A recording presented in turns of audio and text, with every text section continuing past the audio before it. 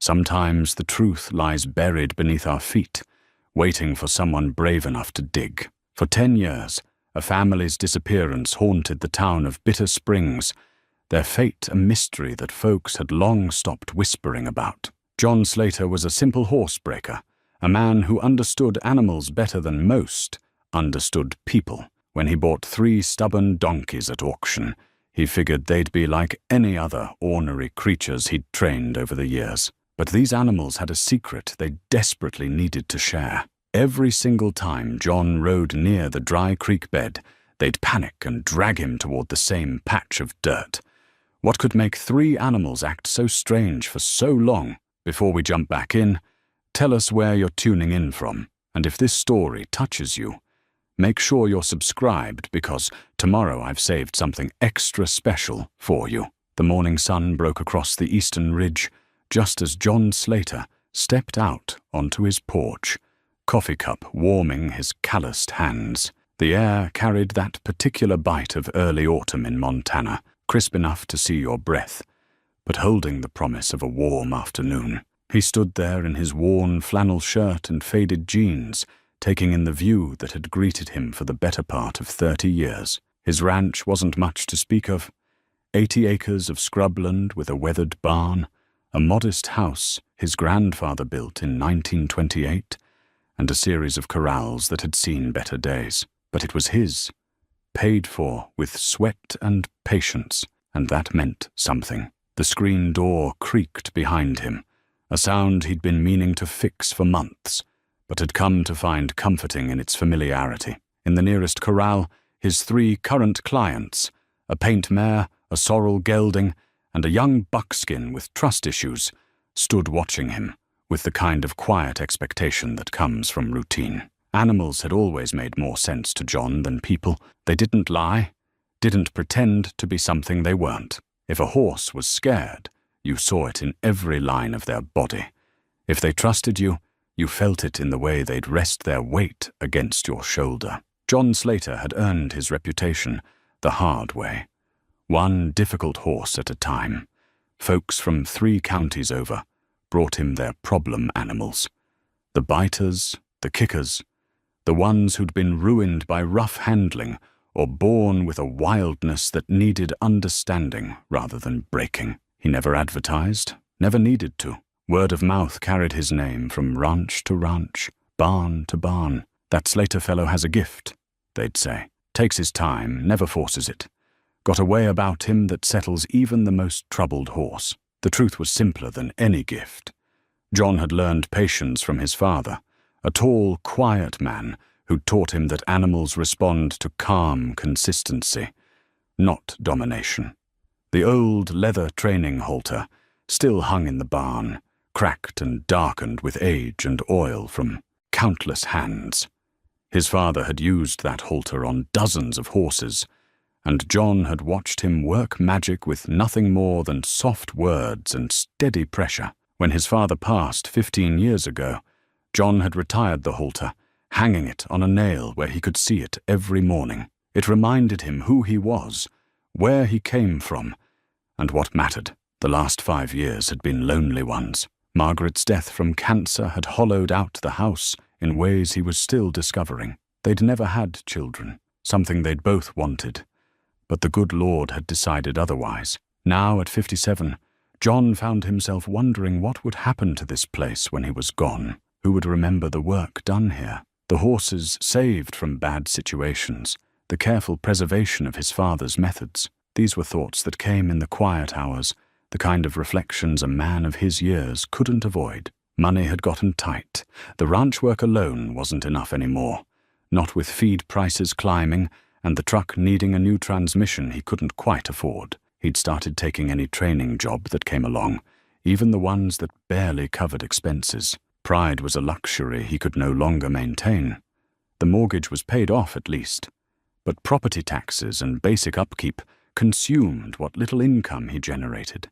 He'd considered selling off some acreage, but the thought of strangers building on land his grandfather had worked felt like a betrayal. His morning routine never varied.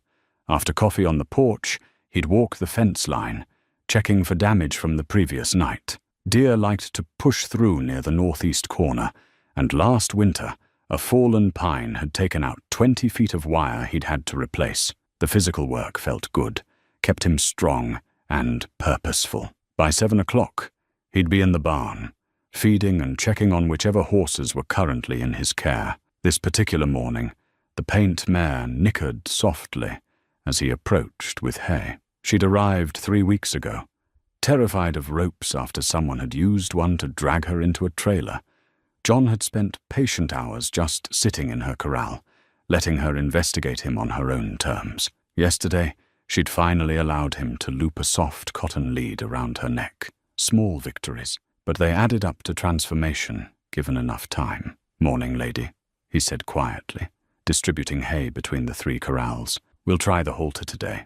See how you feel about it." The buckskin, a 2-year-old colt with good bloodlines but a nervous disposition, paced the far side of his pen. His owner had started him too young, pushed him too fast, and created a horse that associated people with stress. John had been working on basic ground manners, teaching the young horse that humans could be predictable and safe. It would take months, maybe longer, but the colt was worth the effort. After morning chores, John climbed into his 1995 Ford pickup, 200,000 miles and counting, and headed into Bitter Springs. The town sat in a valley carved by the Bitterroot River, population hovering around 3,000, depending on the season. Main Street looked like it had been frozen in time around 1950, with false front buildings housing the feed store, hardware shop, 2 bars, a diner, and the bank that had financed 3 generations of ranchers through hard times. Clem Hodges ran the feed store, a converted livery stable that still smelled faintly of horses beneath the sweet scent of alfalfa and grain. Clem had known John since they were boys, back when they'd competed in junior rodeo together. Where John had found his calling with horses, Clem had discovered a talent for business. The feed store prospered even when ranchers struggled, selling necessities that folks couldn't do without. "John Slater, right on schedule," Clem called out, as the bell above the door announced his arrival. "Let me guess, 50 pounds of sweet feed and a salt block." "You know me too well," John replied, managing a smile. "Throw in some of that hoof supplement, too. The buckskin's got a crack in his left front, I'm watching." While Clem loaded the supplies, the 2 men fell into the comfortable rhythm of old friends who didn't need to fill every silence with talk. Eventually, Clem mentioned the auction scheduled for that afternoon at the fairgrounds. "Might be worth your time," Clem said. "Heard they're selling off old man Patterson's stock. He moved to Arizona for his lungs. Got a few horses, some equipment, odds and ends." John hadn't planned on attending, but curiosity pulled at him. Patterson had run a decent operation, and there might be something useful in the lot. More than that, he admitted to himself, it gave him a reason to be around people for a few hours, to feel connected to the community in a way that living alone sometimes made difficult. The auction started at 2 o'clock under a cloudless sky, the kind of afternoons that made you grateful for Montana's big sky country. Ranchers and their wives gathered around the auction ring, examining livestock and equipment with practiced eyes. John recognized most of the faces. This was a small community, where everyone knew everyone else's business, for better or worse.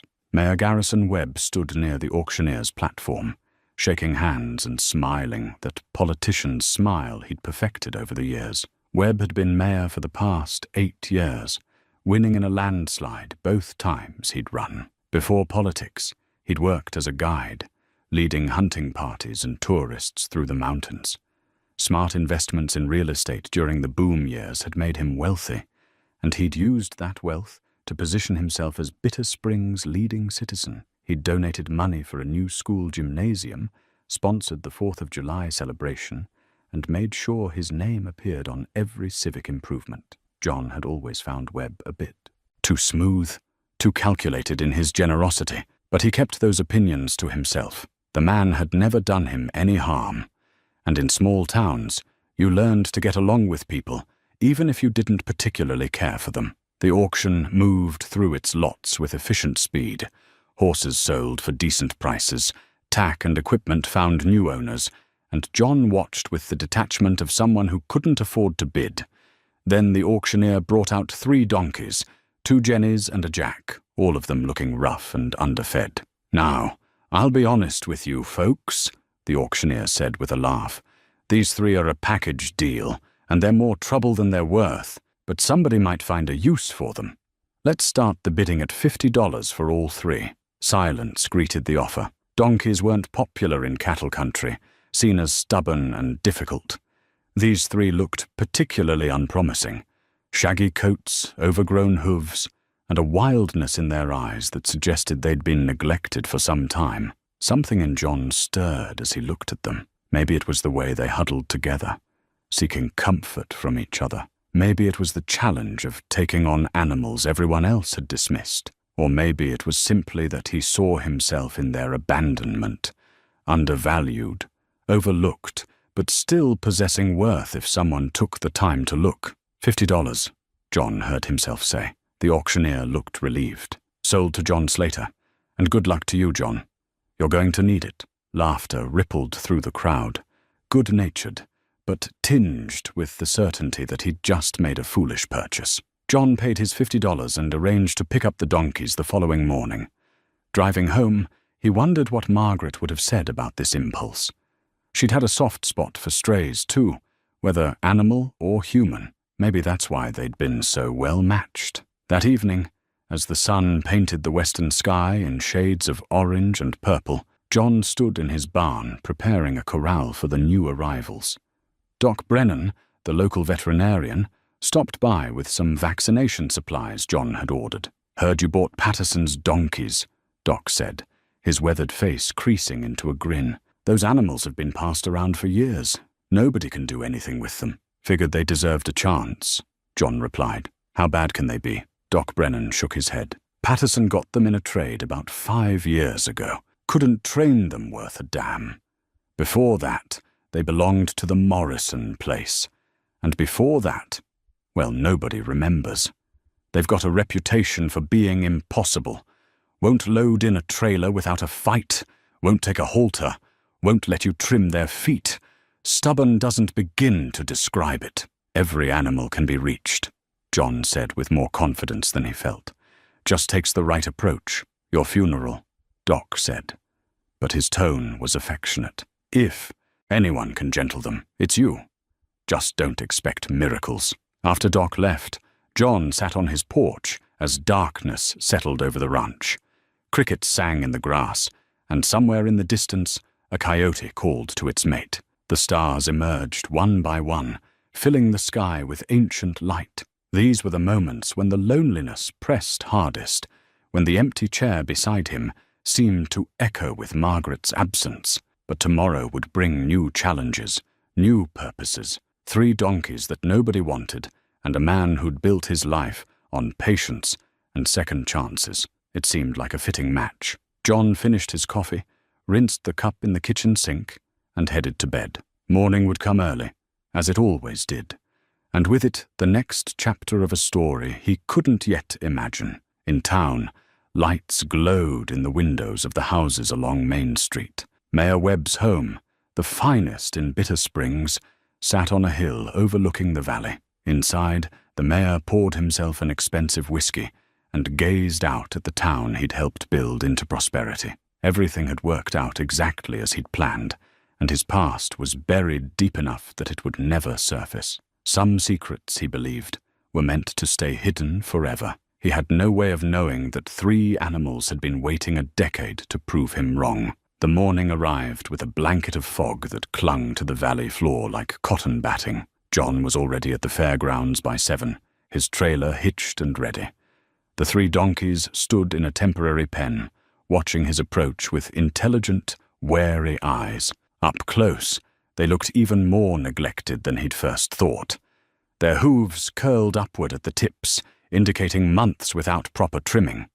Burrs matted their coats, and ribs showed through their rough hair. But beneath the neglect, John could see good bone structure and a certain dignity in how they carried themselves. The larger Jenny, grey with a distinctive white blaze down her face, positioned herself between John and the other two.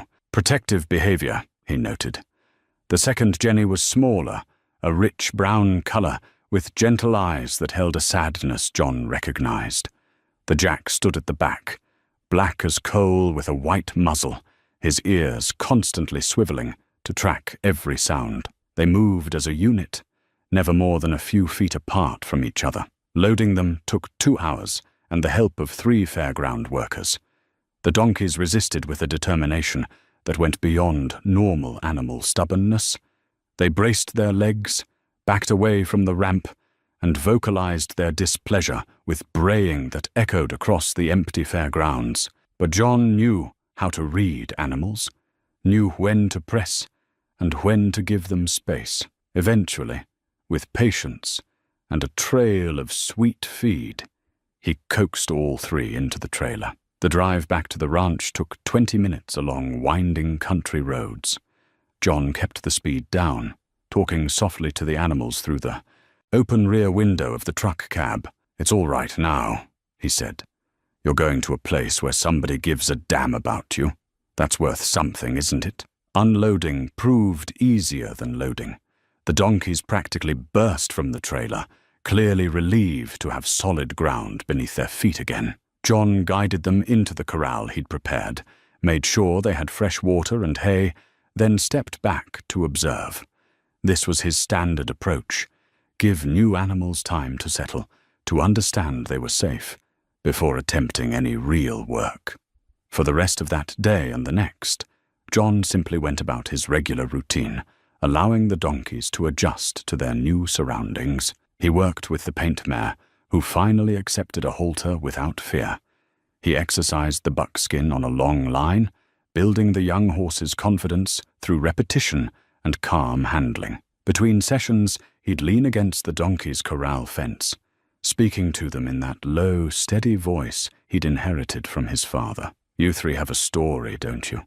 he said on the 3rd morning, watching them investigate every corner of their enclosure. "Been through something that marked you. I can see it in how you stay close to each other. But that's over now. Whatever happened before, this is a fresh start." The grey Jenny with the blaze, John had started calling her Grace, approached the fence first. She stretched her neck out, nostrils flaring as she took in his scent.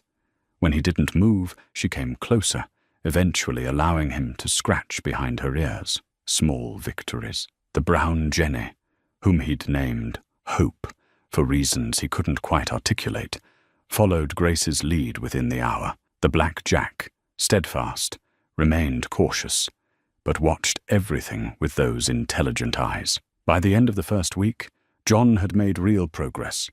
The donkeys allowed him into their corral, let him handle their legs, and stood quietly while he began the long process of trimming their overgrown hooves. Their coats started to shine under daily grooming, and they'd put on weight from regular feeding. More importantly, they'd begun to trust him. Grace would follow him around the corral, and Hope had developed a habit of resting her head on his shoulder while he worked. On the 8th day, John decided to try something new. He'd ride his saddle horse, Buck, around the property with the donkeys loose in the larger pasture. Buck was an old gelding, steady and reliable, who'd been John's companion for 12 years. If the donkeys were going to be useful for anything, packing supplies on mountain trails maybe, or keeping coyotes away from the other stock, they needed to learn to move with other animals. He opened the corral gate and let the 3 donkeys into the main pasture, a 15-acre section that included the dry creek bed running along the eastern boundary. Buck stood saddled and ready, ears pricked forward with curiosity at these unusual companions. John mounted up, settled into the familiar creak of leather, and nudged Buck into an easy walk. For the first 10 minutes, everything went smoothly. The donkeys followed at a distance, investigating their expanded territory with obvious pleasure. Grace rolled in a dust patch, coat rippling with satisfaction. Hope discovered a patch of clover and grazed contentedly. Steadfast kept watch, but his posture had relaxed considerably. Then John guided Buck toward the eastern fence line near the dry creek bed. He wanted to check a section of wire he'd noticed sagging the previous week. The moment Buck's hooves turned in that direction, the atmosphere changed. Grace's head shot up, ears pinned flat against her skull. She released a bray that sounded almost human in its urgency, a sound of pure distress that made the hair on John's neck stand up. Hope and Steadfast immediately joined in, their voices creating a chorus of alarm that spooked Buck into a nervous sidestep. "Easy, boy," John said, trying to calm his horse while watching the donkey's strange behavior. All three animals had gone rigid, staring toward the creek bed with an intensity that seemed wrong, unnatural. Grace took 3 steps forward, then stopped, her whole body trembling. John had worked with enough animals to know genuine fear when he saw it. This wasn't stubbornness or orneriness. This was terror mixed with something else, something he couldn't quite identify. It looked almost like determination, as if the donkeys were fighting against their own fear to move toward something they desperately needed to reach. "What is it?" John asked, knowing they couldn't answer but unable to stop himself from speaking. "What's got you so worked up?" He dismounted, dropping Buck's reins in a ground tie the old horse would respect. Moving slowly, John approached the donkeys. Grace turned to look at him, and the expression in her eyes stopped him cold. Animals didn't look at humans that way, with such clear intelligence, such obvious need to communicate something vitally important. Grace moved toward the creek bed, took 3 steps, then turned back to look at John. She repeated this behavior twice more, a pattern so deliberate it couldn't be coincidence. She was trying to lead him somewhere. Hope and Steadfast flanked her, adding their own urgent vocalizations to her silent plea. John had heard stories about animals behaving strangely before earthquakes or storms, sensing things humans couldn't. He'd seen dogs refuse to cross certain ground that later proved to be riddled with old mine shafts. But he'd never experienced anything quite like this. 3 animals with such focused, persistent urgency about a specific location. Against his better judgment, he decided to follow them. He remounted Buck and gave the gelding his head, letting the donkeys take the lead.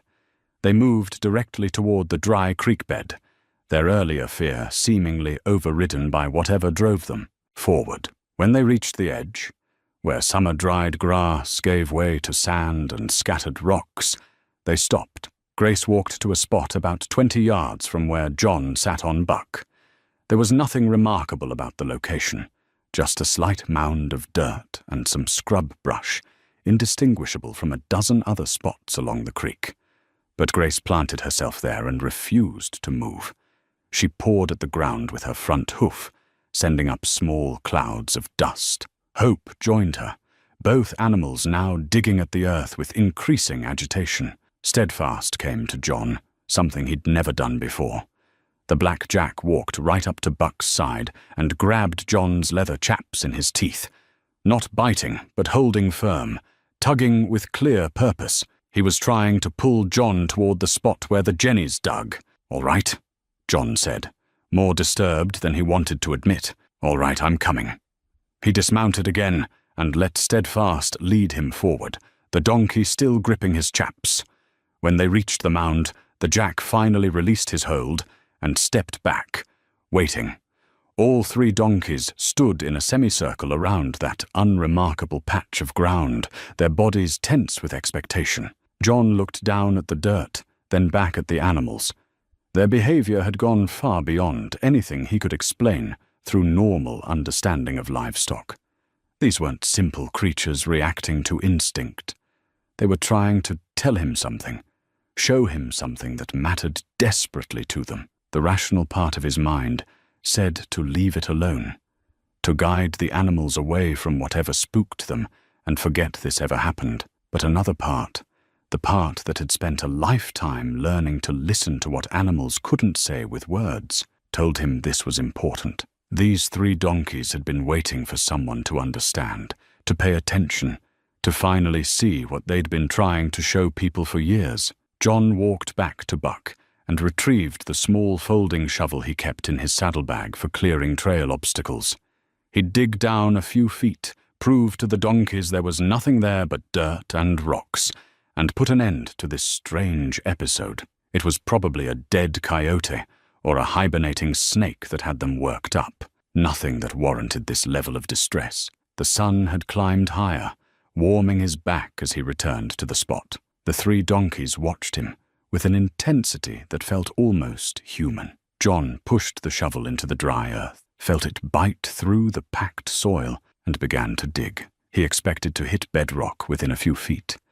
The creek bed had always been shallow in this section. Instead, after 2 feet of digging, the shovel struck something that rang hollow, not rock, wood. Old, rotted wood that crumbled at the impact. John's heart began to beat faster. He enlarged the hole, working carefully now, and within minutes had exposed a section of what looked like weathered planking, the kind used in wagon construction. The donkeys had gone completely still, silent for the first time since this had all begun. They stood like statues, watching John uncover what they'd known was there all along, and in that moment, standing in a hole with ancient wood exposed beneath his feet and 3 donkeys bearing witness, John Slater understood that his quiet, predictable life had just shifted onto a path he could never have imagined. John stood in the growing hole, staring at the rotted wood beneath his boots, trying to make sense of what he'd found. The logical explanation was that someone had dumped old lumber here years ago, maybe even decades back. The creek probably flooded periodically, covering the debris with sediment over time. But that explanation didn't account for the donkeys' behavior, their desperate insistence that he dig in this exact spot. He expanded the hole carefully, working in the methodical way his father had taught him to approach any task. The wood extended in both directions, forming what looked increasingly like a roof or covering of some kind. It was old, that much was certain. The planks were grey with age, splitting along the grain, some pieces so deteriorated they disintegrated when he touched them. After an hour of work, John had cleared an area roughly 6 feet by 4 feet. Sweat soaked through his shirt despite the autumn chill. His back ached from bending, and his hands had developed new blisters despite decades of calluses. The donkeys hadn't moved, maintaining their vigil with a patience that seemed both remarkable and unsettling. Through gaps in the collapsed wood, John could see darkness below. Not just the darkness of packed earth, but an actual void, a space beneath the ground. His pulse quickened. This wasn't dumped lumber. This was a structure, something deliberately built and then buried, either by design or by nature. He needed better tools, more help, and probably should contact the county sheriff, but something held him back from that last thought. The donkey's behavior suggested this discovery was deeply personal to them, connected to their strange history in ways he didn't understand yet. If he brought in authorities now, before he knew what this was, the animals might never get whatever resolution they'd been seeking for who knew how long. John rode Buck back to the barn, the donkeys following without prompting. He put the horse away, then returned to the house to gather better equipment.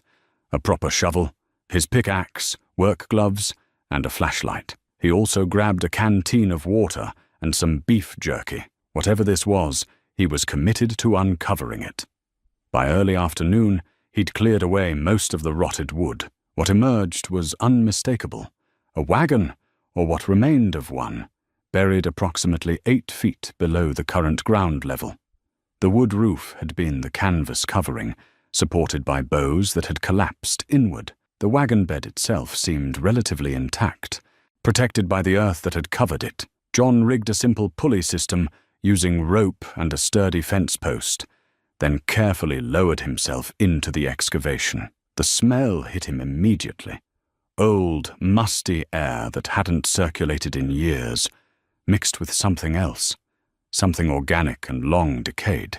He clicked on the flashlight and played it across the wagon's interior. What he saw made him climb out of the hole immediately, heart hammering against his ribs. He sat on the edge, head between his knees, forcing himself to breathe slowly. He'd seen death before, animals mostly, but also his share of hunting accidents and ranch mishaps over the years. This was different. This was human remains, and not just one set. Inside the wagon were bones, skulls, the unmistakable evidence of people who died here in this buried wagon and had never been found. 3 adults and 2 children, based on what he could see in the brief moment before he'd retreated.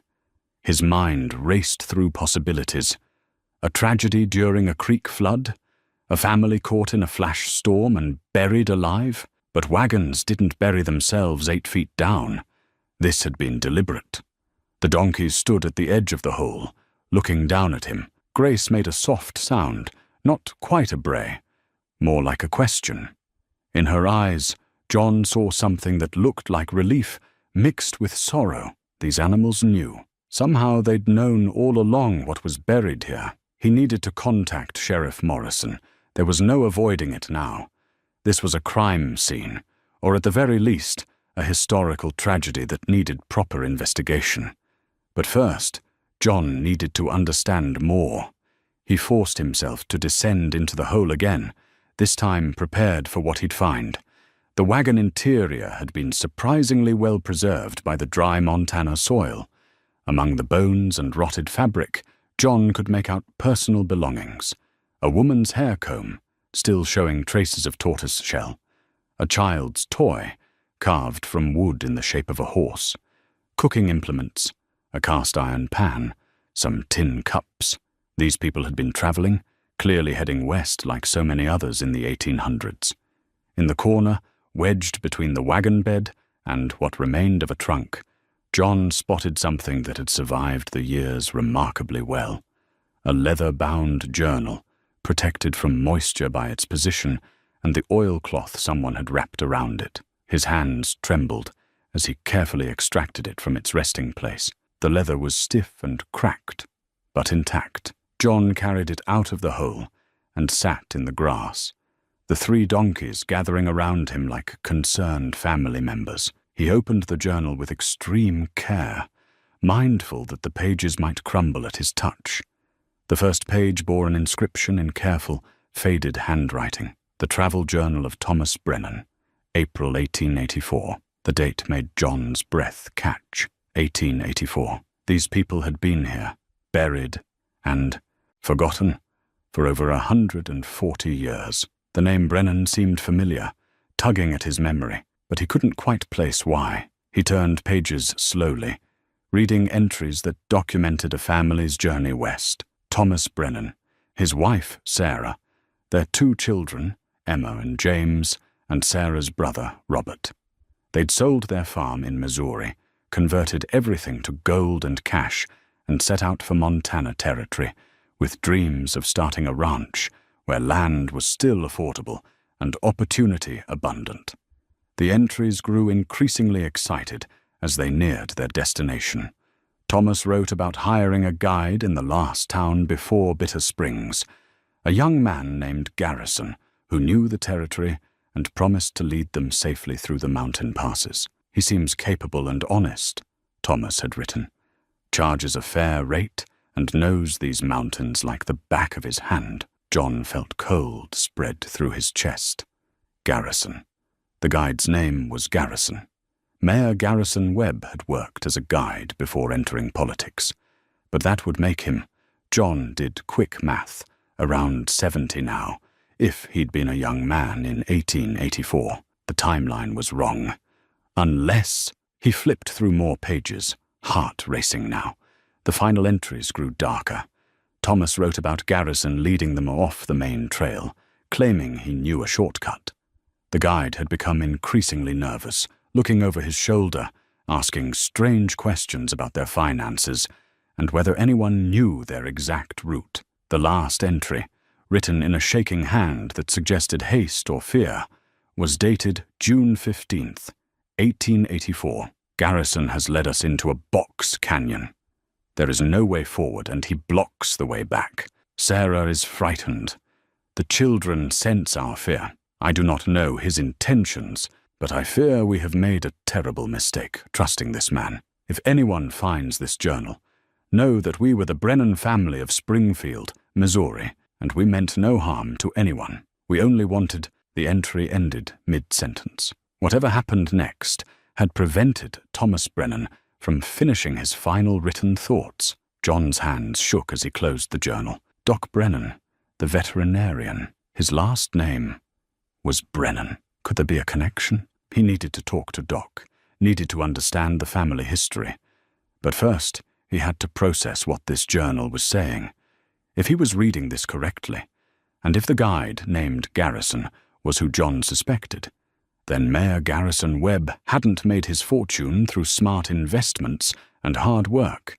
He'd stolen it from a family he'd murdered and buried in the wilderness, and somehow, impossibly, 3 donkeys had carried this secret for more than a century, waiting for someone who would finally listen to what they had to say. The donkeys stood watching him, their expressions solemn and knowing. Grace stepped forward and gently nuzzled John's shoulder. In that gesture, he felt their gratitude, their relief that the burden they'd carried for so long might finally be lifted. But he also felt the weight of responsibility settling onto his own shoulders. What he did next would determine whether justice could still be served after 140 years of silence. John sat in the fading afternoon light, the journal resting in his lap like a live grenade. The weight of what he'd discovered pressed down on him from all directions. Part of him wanted to call the sheriff immediately, to hand over this terrible knowledge to someone whose job it was to deal with such things. But another part, the part that had learned to think things through before acting, knew he needed to be absolutely certain before making accusations that would tear apart the town's most prominent citizen. He carefully wrapped the journal back in its protective oilcloth and carried it to the house, the donkeys trailing behind him like faithful guardians.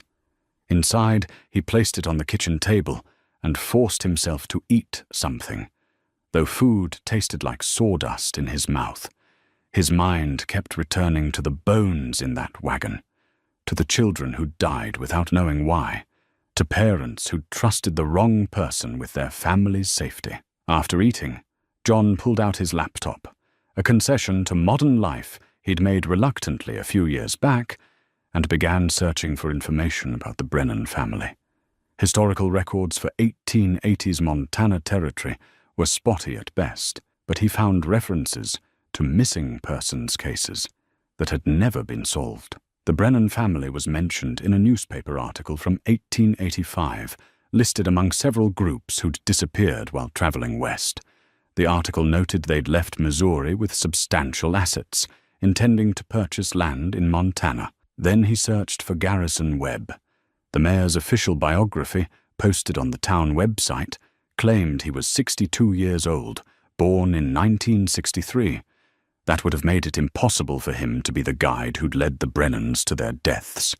Unless, and this thought made John's stomach turn, unless the current Garrison Webb was the son or grandson of the original Garrison, carrying on both the name and the terrible secret. The family connection made sense. Garrison Webb Sr. could have committed the murders, stolen the fortune, and built his life on that blood money. When he died, he might have passed everything to his son or grandson, along with the truth about where the wealth really came from. The current mayor might be an accomplice after the fact, benefiting from crimes he hadn't personally committed, but certainly knew about. John needed more information, needed to talk to someone who understood the town's history better than he did. The obvious choice was Doc Brennan.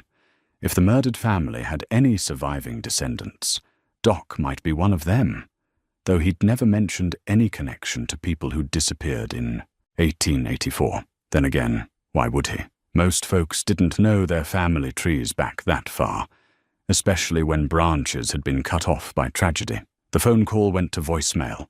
Doc was probably out on a call, tending to someone's livestock. John left a message asking Doc to stop by when he had a chance, saying he'd found something interesting on his property and wanted Doc's opinion on it. Vague enough not to alarm him, specific enough to pique his curiosity. While waiting, John returned to the excavation site with a tarp and rope. He couldn't leave the remains exposed, but he also didn't want to disturb the scene any further. He rigged the tarp as a protective covering, anchored it with stakes, and marked the area clearly so he wouldn't accidentally disturb it with equipment or livestock. The 3 donkeys had followed him back to the creek bed. They seemed calmer now, less agitated than they'd been since arriving at the ranch. Grace actually allowed him to put a halter on her without resistance, and Hope rested her head against his back while he worked. It was as if they understood that the secret was out now, that their long vigil was entering its final phase. "You 3 are the only witnesses," John said aloud, scratching steadfast behind the ears. "You saw what happened, didn't you? You belong to that family. You were there when it all went wrong." The impossibility of that statement hung in the air. Donkeys lived 25 to 30 years on average, maybe 40 in exceptional cases. For these animals to have been present at the Brennan murders in 1884, they'd have to be over 140 years old. It was absurd, impossible, contrary to every biological law John understood. Yet he couldn't shake the certainty that somehow, in some way he couldn't explain, these 3 donkeys were connected to those long-dead travelers. The way they'd known exactly where to lead him, their desperate insistence that he'd dig in that precise spot, their obvious relief now that the truth was emerging, it all pointed to a connection that transcended normal understanding. Doc Brennan arrived just before sunset, his truck rattling up the drive with a distinctive knock in the engine that he'd been promising to fix for months. He climbed out, medical bag in hand, his weathered face creasing into a smile. "Got your message," Doc said. "What's this interesting discovery you mentioned?" John had rehearsed this conversation in his head a dozen times, but now that the moment was here, the words felt inadequate. "I need to ask you something first. Your family, the Brennans, have they always been in Montana?" Doc's expression shifted to puzzlement. "Far as I know, my great-grandfather settled here in the late 1800s, started the first veterinary practice in the territory." "Why do you ask? What was his first name?" "Robert. Robert Brennan." "John, what's this about?" "Robert, Sarah's brother, according to the journal." But the journal indicated Robert had died with the family. Unless, John's mind raced through possibilities, unless Robert had survived somehow. Maybe he'd been away from camp when the attack happened. Maybe he'd escaped and lived to establish himself in Bitter Springs, never speaking of the tragedy that had taken his sister and her family. "I found something on my property," John said slowly. "Something I think you need to see, but I want to prepare you. It's going to be disturbing, and it might relate to your family history in ways you don't expect." Doc's face grew serious. He'd known John long enough to understand that this wasn't a joke or exaggeration. "Show me." They walked to the creek bed in silence, the 3 donkeys following at a respectful distance. When they reached the tarp-covered excavation, John explained what he'd found. The buried wagon, the remains, the journal with its terrible final entries. He watched Doc's face carefully as he spoke, saw the color drain from the older man's cheeks. "Robert Brennan was your great-grandfather," John said gently. "According to this journal, he traveled west with his sister Sarah, her husband Thomas, and their 2 children. They hired a guide named Garrison to lead them through the mountains." Doc sat heavily on a nearby rock, his hands trembling. "I knew some of this," he said quietly. "Family stories passed down. Great-grandfather Robert lost his sister and her family on the journey west. They were attacked by bandits. He always said he was out hunting when it happened. Came back to find them gone. Searched for weeks but never found them. The grief nearly destroyed him. He didn't tell the whole truth," John said. "Or maybe he couldn't face it. According to Thomas Brennan's journal, there were no bandits. Just a guide named Garrison who led them into a trap." Doc looked up sharply. "Garrison? As in—" "I don't know for certain," John interrupted. "The timeline doesn't match exactly. But I think we need to find out if our current mayor had a grandfather or great-grandfather with the same name who worked as a guide in 1884. They sat together as darkness fell.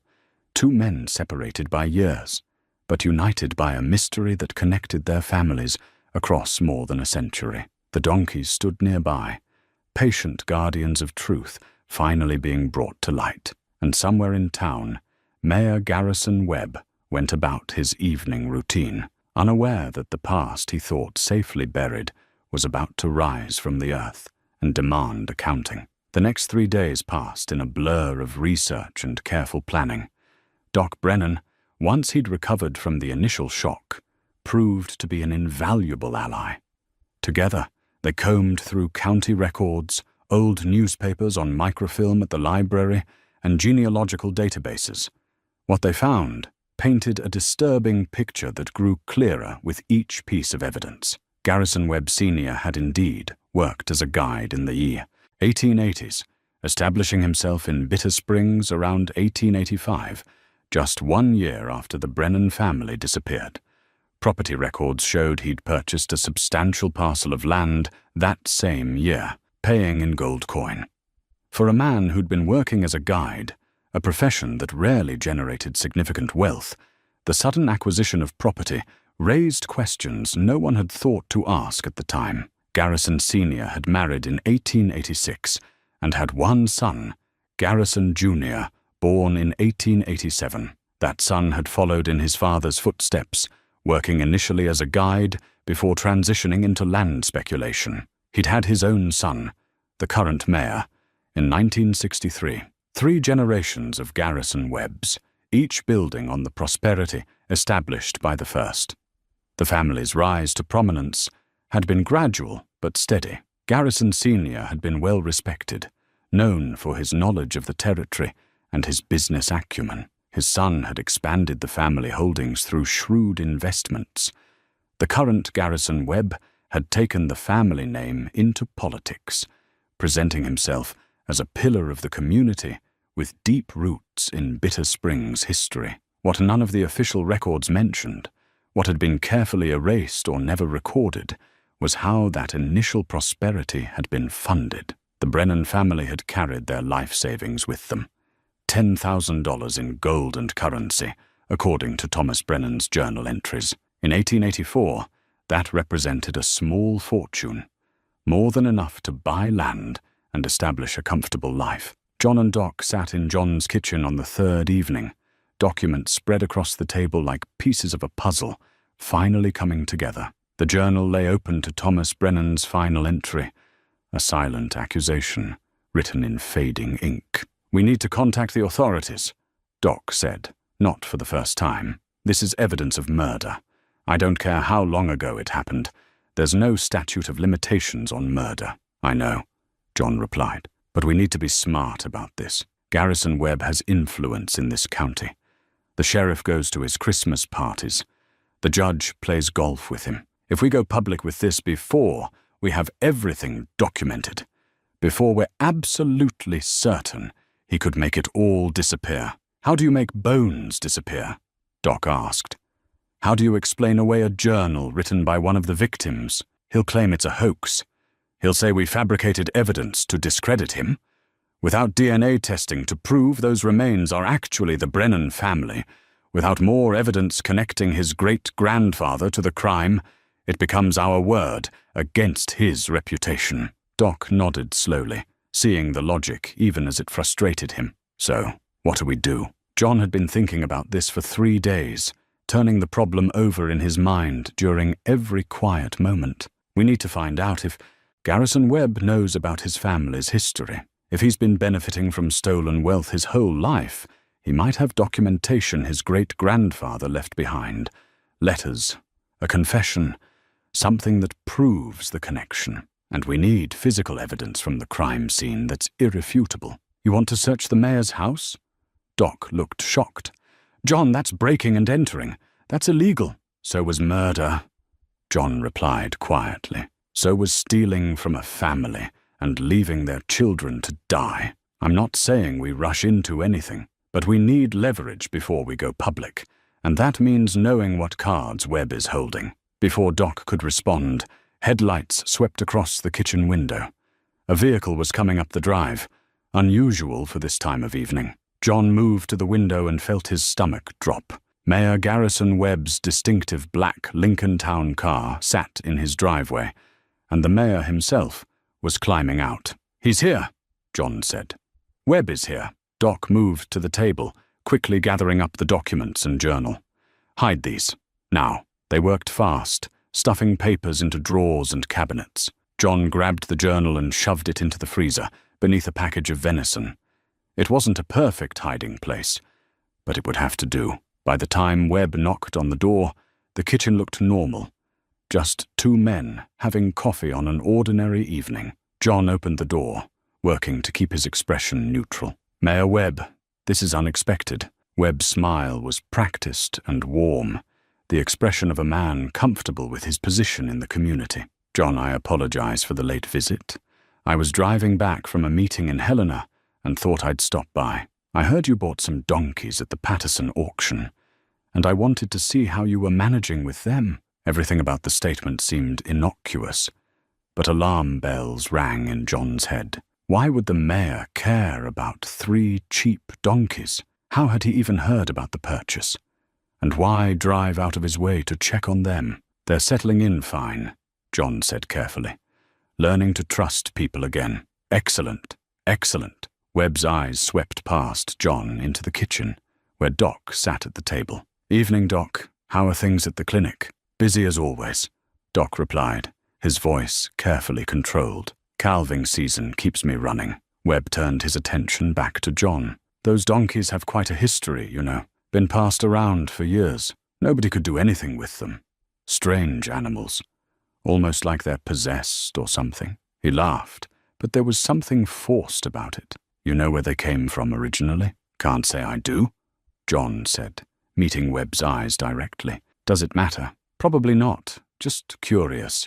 They've been in the area since I was a boy. My grandfather used to tell stories about 3 wild donkeys that roamed the countryside, always together, always causing trouble. Said they acted like they were looking for something." The casual mention of his grandfather felt deliberate, testing. John kept his expression neutral. "Animals do strange things sometimes.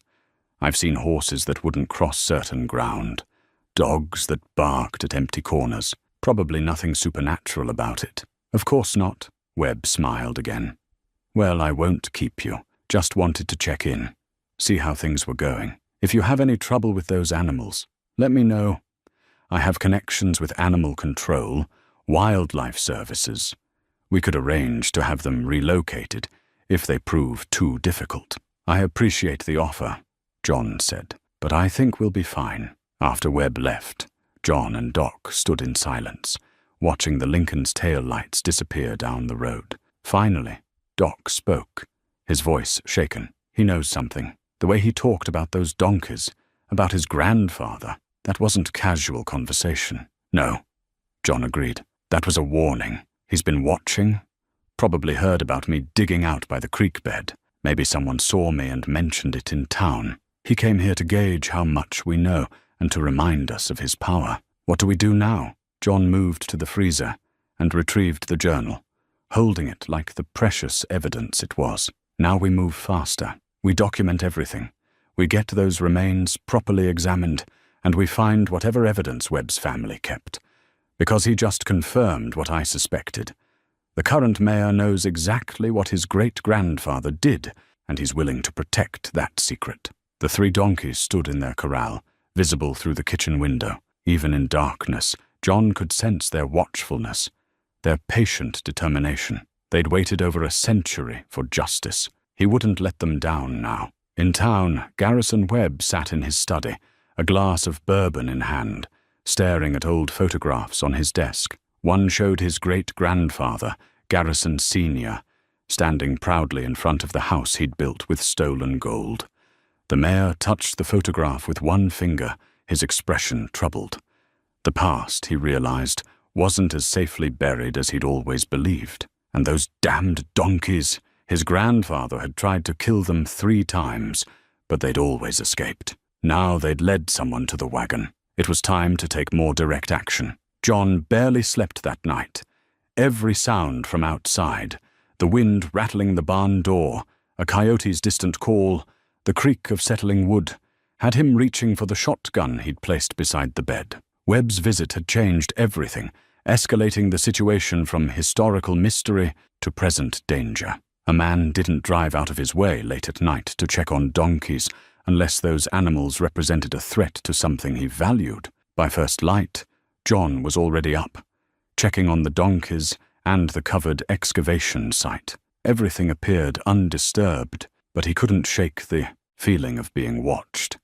He spent the morning installing motion sensor lights around the barn and the creek bed area. If anyone tried to tamper with the evidence, he'd at least have warning. Doc arrived at 9, looking as tired as John felt. Couldn't sleep either, he admitted. Kept thinking about my great-grandfather, about what he must have gone through. Losing his sister, his niece and nephew. Spending his whole life not knowing what really happened to them. He suspected, though, John said. Had to have. Why else settle in the same town as the guide who led them into the mountains? He stayed here watching Garrison Sr., trying to find proof, and never did. The secret died with the old man. Not quite. John gestured to the donkeys, who were watching the two men with their characteristic intensity. Robert Brennan might not have found justice, but he unknowingly left behind 3 witnesses who never forgot. They spent the morning photographing everything. The excavation site, the wagon remains, each page of the journal. Doc had brought a colleague from the State University, an anthropology professor named Dr. Sarah Chen, who specialized in historical forensics. She'd asked no questions when Doc requested her help, just packed her equipment and made the drive. Dr. Chen approached the site with professional detachment, but John saw her expression change as she examined the remains. "This is extraordinary," she said quietly. "The preservation is remarkable given the timeline. The dry soil and depth of burial created conditions similar to archaeological sites I've worked in the Southwest." She carefully photographed and documented everything before removing several bone samples for analysis. "I can arrange for carbon dating and, if we can find living descendants, DNA comparison. The journal provides context, but physical evidence is what makes a case." "How long will testing take?" John asked. "Weeks for preliminary results, possibly months for comprehensive analysis, but I can provide a preliminary report within a few days, enough to establish that these remains are consistent with the time period described in the journal." After Dr. Chen left, promising discretion until they decided how to proceed, John and Doc returned to the house. The afternoon sun slanted through the kitchen windows, illuminating the photocopied pages of the journal they'd spread across the table. "We need to know what Webb has," John said, returning to the subject they'd been dancing around. "Family records, documents from his great-grandfather, something that either proves the connection or gives him plausible deniability." "You're still thinking about searching his house?" "It's not ideal, but I don't see another option. We go to the sheriff with what we have now, and Webb uses his influence to bury it. We wait for DNA results, and he has weeks to destroy evidence or construct a defense. We need to move while he's still uncertain about how much." "We know." Doc was quiet for a long moment, wrestling with the decision. Finally he nodded. "If we do this, we do it smart. Webb's at the county commissioner meeting tomorrow night. Public record. Runs until at least 9 o'clock. His wife died 3 years ago. No live-in staff. The house should be empty. You've thought about this." "I spent all night thinking about it. My great-grandfather deserves to know the truth about what happened to his sister, even if he's been gone for 90 years. And those people in the wagon deserve justice, even if it comes more than a century late." They planned carefully. John would handle the actual entry.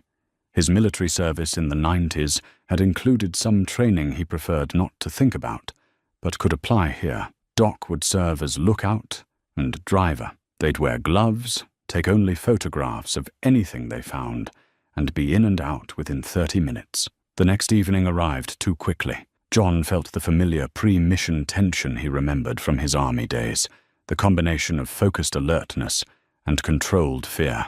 They drove past Webb's house twice, confirming no vehicles in the drive and no lights visible. The commissioner meeting was running according to schedule, with Webb prominent in the proceedings, according to Doc's text contact at the county building. John approached the house from the back, moving with practiced stealth through the manicured yard. The back door featured a standard lock that yielded to the tools he'd brought, another skill he'd learned in service and never expected to use as a civilian. The alarm panel inside showed armed, but it was an older system, the kind that gave you 60 seconds to enter a code.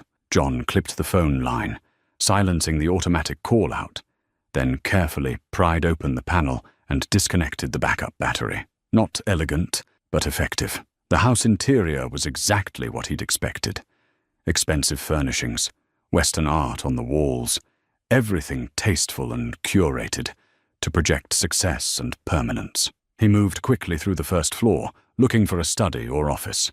He found it off the main hallway, a wood-paneled room with a massive desk and floor-to-ceiling bookshelves. John pulled on cotton gloves and began a systematic search. Modern documents first, financial records, correspondence, anything that might reference the family history. He photographed everything with his phone, working quickly but thoroughly. Then he turned his attention to the older materials. A locked drawer in the desk yielded to his picks. Inside, he found what looked like a family Bible, its leather cover cracked with age. Opening it carefully, John saw entries in faded ink, documenting births, marriages, and deaths going back to the 1800s. Garrison Webb Sr.'s entry listed his birth as 1862 in Missouri. The entry was in the same handwriting as most of the others, suggesting it had been transcribed from memory or older records. But something about it bothered John. The ink looked different, slightly darker, as if it had been added later. He kept searching. In the back of the bottom drawer, hidden beneath old tax documents, he found a smaller leather-bound book. No, not a book. Another journal. This one bore no name on the cover, but opening it revealed an entry dated March 1920, written in an elderly man's shaking hand. "I am dying, and I must record the truth, even if it damns me in the eyes of God and man. In 1884, I committed an act that has haunted my every day since.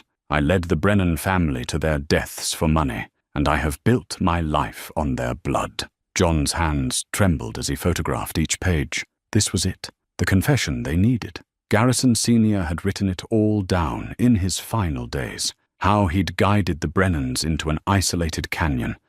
How he'd killed Thomas and Robert when they tried to fight back. How Sarah and the children had begged for their lives before he'd shot them too. How he'd taken their gold and buried the wagon with the bodies inside, covering it with enough dirt that flash floods would eventually bury it deeper. The confession detailed everything: amounts stolen, where the money went, how he'd established himself in Bitter Springs, and at the end, a note to his son. "I leave you wealth, but it is stained with innocent blood. I pray you use it better than I earned it. Destroy this confession, or it will destroy everything we've built." Obviously, his son hadn't destroyed it. He'd kept it, perhaps as insurance, perhaps as a reminder of the family's dark foundation. And his son had kept it too, the current mayor either unable or unwilling to purge this damning evidence of his family's original sin. John photographed the last page and was about to replace the journal when he heard the sound that sent ice through his veins. A car door closing in the driveway. He moved to the window and saw Webb's Lincoln parked outside. The commissioner meeting must have ended early. He had perhaps 30 seconds before Webb entered the house. John replaced the journals exactly as he'd found them, closed the drawer, and moved toward the back door. He could hear a key in the front lock as he slipped through the kitchen. The back door clicked shut just as lights came on in the front hall. John pressed himself against the side of the house, barely breathing. Through the window, he could see Webb moving through the house, heading straight for the study. Had he noticed something? Did the alarm system send a silent alert despite the cutoff? Webb stood in the study doorway for a long moment, his body language tense. Then he moved to the desk, checking the locked drawer. John couldn't tell if Webb noticed any disturbance, but the mayor's expression was troubled. He pulled out the confession journal stared at it for several seconds, then returned it to its hiding place. John waited until Webb moved, deeper into the house, then crept across the yard to where Doc waited with the truck 3 blocks away. Neither man spoke until they were safely on the road back to John's ranch. "Did you find anything?"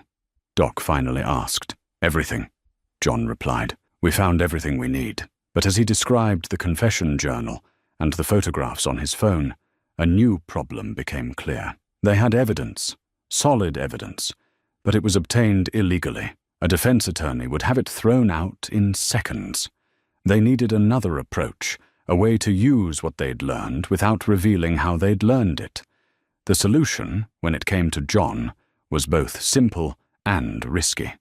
They wouldn't use the confession directly. Instead, they'd use the information in it to guide legal searches, to point authorities toward evidence that could be obtained properly, and they'd apply public pressure that would make it impossible for Webb to simply bury the truth. It was time to bring in Sheriff Morrison, Dr. Chen, and anyone else who could help ensure that justice, however delayed, would finally be served. The donkeys had waited 140 years. John could give them just a little while longer to see this through properly. Sheriff Tom Morrison sat in John's kitchen, his weathered face unreadable as he listened to the story. John had known Morrison for 20 years. A fair man, honest, but also someone who understood political realities in a small county. Accusing the mayor of benefiting from a century-old murder would require ironclad evidence and careful handling. "Let me make sure I understand," Morrison said slowly. "You're telling me that 3 donkeys led you to a buried wagon containing the remains of 5 people who disappeared in 1884, and you believe those people were murdered by Mayor Webb's great-grandfather?" "That's exactly what I'm telling you," John replied. "Doc, show him the journal." Doc placed the photocopied pages on the table. Morrison read through them carefully, his expression growing darker with each page. When he finished, he sat back heavily in his chair. This is extraordinary. If it's authentic. Dr. Sarah Chen from the State University has examined the remains," Doc said. "She's confirmed they're consistent with the 1880s time frame. Carbon dating is in progress, but a preliminary assessment supports everything in that journal. And you're a descendant of one of the victims," Morrison said to Doc. "Robert Brennan was your great-grandfather. He was the only survivor, yes. He lost his sister and her entire family. Spent his whole life not knowing what really happened to them." Morrison turned to John. "These donkeys, you're sure they led you to this exact spot? They didn't just wander near it by chance?" John described the animals' behavior in detail. Their panic, their determination, their physical insistence that he'd dig in that specific location. "Sheriff, I've worked with animals my entire life. What those 3 did wasn't random or instinctive.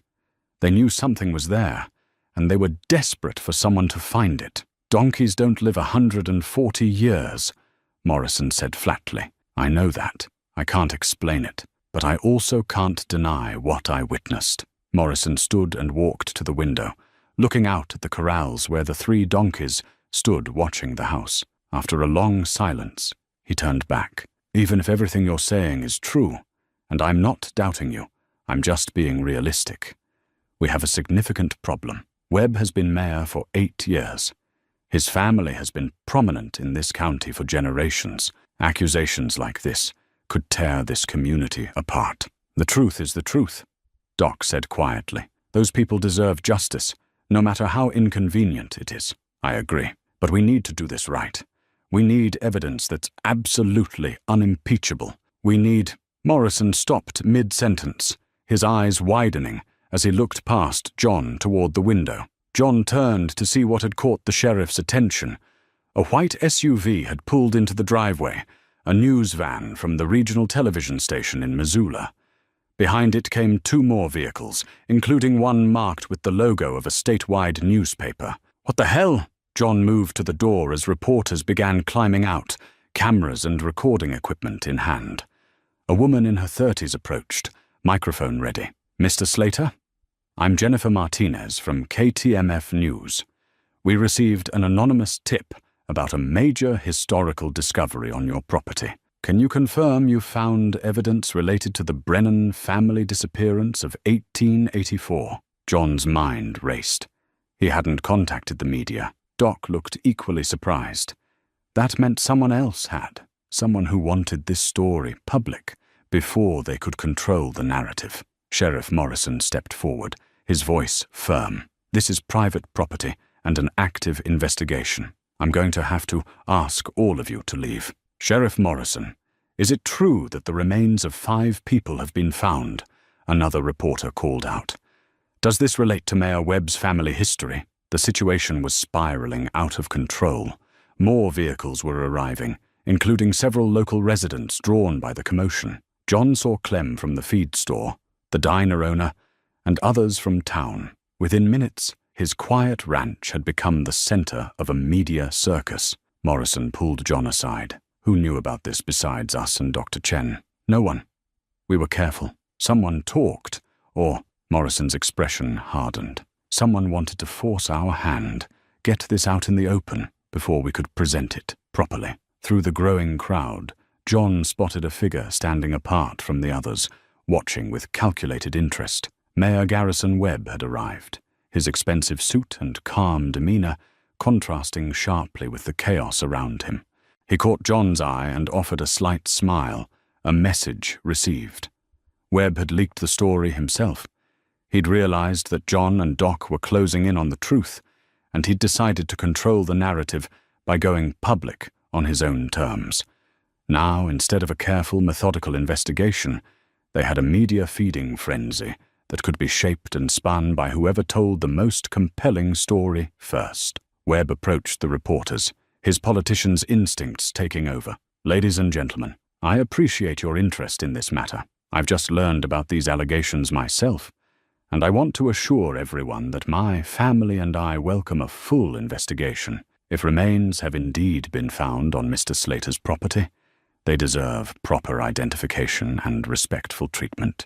Mr. Mayor, are you aware of allegations connecting your great-grandfather to the disappearance of the Brennan family? Jennifer Martinez pressed. Webb's expression registered perfect surprise and concern. I am now, and I'm shocked by such claims. My great-grandfather was a respected member of this community. He worked as a guide and helped many families settle in this territory safely. The suggestion that he might have harmed anyone is both painful and, frankly, absurd, without solid evidence. We have evidence.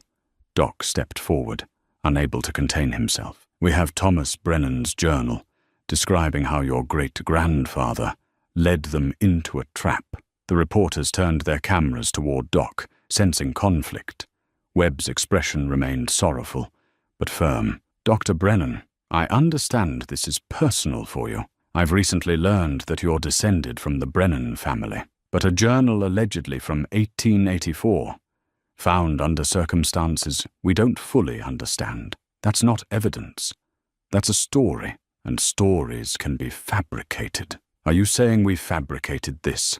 John asked, anger rising.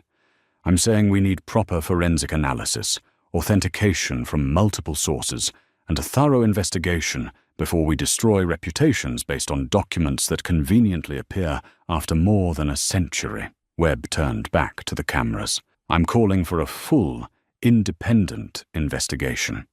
I'm recommending that the State Attorney General's office get involved to ensure impartiality. My family has nothing to hide. It was a masterful performance, John had to admit. Webb had positioned himself as the reasonable party, calling for truth and transparency, while casting doubt on the evidence without directly challenging it. He'd turned the situation from an accusation into a mystery that needed solving, with himself as an interested party seeking answers rather than a suspect avoiding them. Sheriff Morrison tried to restore order, eventually getting most of the media to leave with promises of an official statement later. But the damage was done. The story was out, incomplete and sensationalized, spreading through social media and news feeds. After the last reporter left, Webb approached John directly. Doc and Sheriff Morrison stood nearby, tense and watchful. "You should have come to me first," Webb said quietly. "We could have handled this with dignity, privately. Now you've turned a family tragedy into a public spectacle." "Your great-grandfather murdered 5 people," John said flatly, "including 2 children. That's not something you handle privately, allegedly. And even if it's true, even if my ancestor did something terrible 140 years ago, what does that have to do with me? I wasn't born. I didn't benefit from any crime. You're trying to punish me for something I had no part in." "You knew," Doc said. "You've known all along what your family's wealth was built on." Webb's mask slipped for just a moment, revealing something cold beneath. "Prove it. Prove I knew anything." "You can't, because you have no evidence against me. You have a story about a man who's been dead for almost a century. That's all you have." He turned to leave, then paused. "Oh, and John, those donkeys you're so fond of? I've contacted animal control about having them evaluated. Their behavior has been erratic, possibly dangerous. It would be a shame if they had to be put down for public safety reasons." The threat was clear and delivered with a smile. Webb walked to his car and drove away, leaving the 3 men standing in the fading light. "He's going to try to destroy the evidence," Doc said, "and eliminate the only witnesses who can't be discredited." John looked at the donkeys, who'd watched the entire confrontation with their characteristic intensity. Grace met his eyes, and in her gaze he saw understanding. They'd been fighting this battle for 140 years. They weren't about to lose now. "Then we'd better make sure he doesn't get the chance," John said. "It's time to stop playing defense and go on the attack. Webb made a mistake today. He showed us he's scared. Scared people make errors. We just need to be ready when he makes his." Sheriff Morrison nodded slowly. "I'll assign a deputy to watch your property tonight.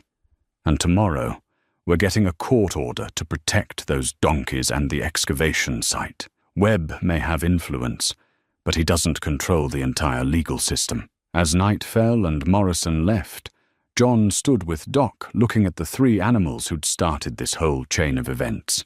They'd survived more than a century and outlived everyone connected to their original tragedy. Now, in what might be their final battle, they'd found allies who wouldn't abandon them. The question was whether justice delayed for 140 years could still be justice at all. John was determined to find out. The media attention that followed transformed Bitter Springs from a quiet Montana town into a temporary circus of reporters, curiosity seekers, and armchair detectives. John's ranch became a destination for people wanting to see the Ayahot, 3 mysterious donkeys, and the burial site that had sparked such controversy. Sheriff Morrison stationed deputies at the property entrance, turning away unauthorized visitors. But the disruption to John's normal life was profound and unsettling. Dr. Chen's preliminary forensic report arrived 3 days after the media explosion. She'd worked around the clock, understanding that time was of the essence. The report confirmed that the remains were consistent with 5 individuals, 3 adults and 2 children, who had died in the mid to late 1800s. Trauma to several skulls suggested violent death.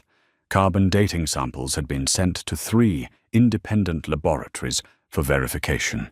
But the report's most significant finding came from an unexpected source.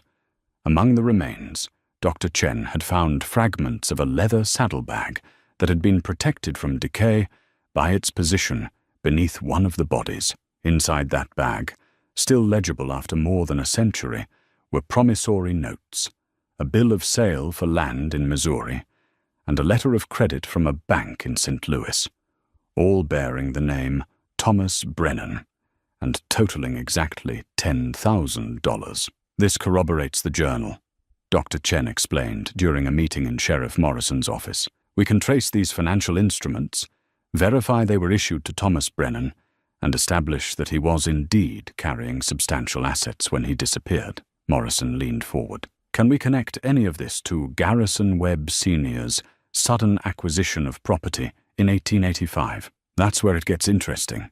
I did some digging into property records. Webb Sr. purchased his initial land parcel for $8,000 in gold. The transaction was recorded, but there's no documentation of where he obtained that gold. For a working guide, accumulating that much wealth would have taken years, possibly decades, yet he made the purchase less than a year after the Brennan family disappeared. Circumstantial, Morrison said, but compelling when combined with Thomas Brennan's journal. The investigation had attracted attention from beyond Bitter Springs.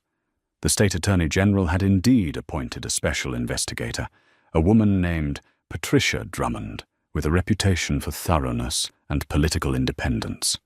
She'd arrived 2 days earlier and had been systematically reviewing every piece of evidence. Drummond sat across from Morrison's desk, her expression neutral, but her eyes sharp with intelligence. What we have is a strong historical case for murder. What we don't have is a criminal case against anyone living. Garrison Webb Sr. is long dead.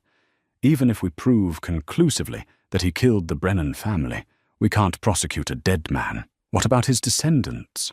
Doc asked. They've been living on stolen money for generations. Unless we can prove they knew the money was stolen and actively participated in concealing the crime, there's no legal basis for prosecution. And even if we could prove the current mayor knew about his great-grandfather's actions, knowledge of a historical crime isn't itself criminal, so he just gets away with it. John's frustration boiled over. 5 people were murdered, and there's no accountability? I didn't say that, Drummond replied. There are other forms of accountability beyond criminal prosecution: public disclosure, civil action by descendants of the victims, restitution, historical record. If we can prove the Webb family fortune was built on stolen assets, Dr. Brennan here might have grounds for a civil suit to recover those assets. Doc looked stunned. I don't want money. I want justice for my great-grand-uncle's family. Sometimes justice takes different forms than we expect, Drummond said gently. The question we need to answer is, what outcome would honor the memory of those who died? That evening, John sat on his porch with the 3 donkeys in the nearby corral. The sun was setting behind the western mountains, painting the sky in shades of orange and purple.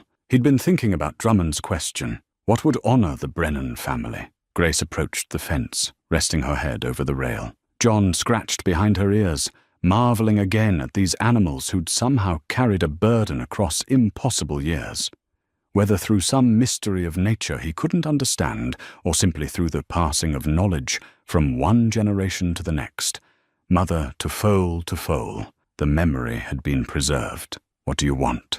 He asked them softly. You led me to the truth. But what happens now? What would finally let you rest? The donkeys couldn't answer, not in words.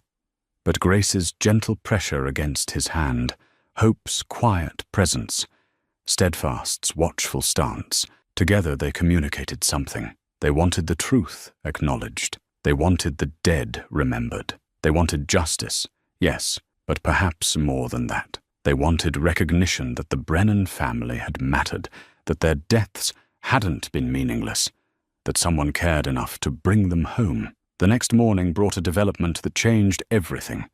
A woman arrived at Morrison's office, elderly and using a cane, introducing herself as Margaret Halstead from Helena. She'd seen the news coverage and had information about the Webb family. I was Garrison Webb Jr.'s housekeeper for 30 years, she explained, her voice steady despite obvious nervousness. I worked for him from 1960 until his death in 1990.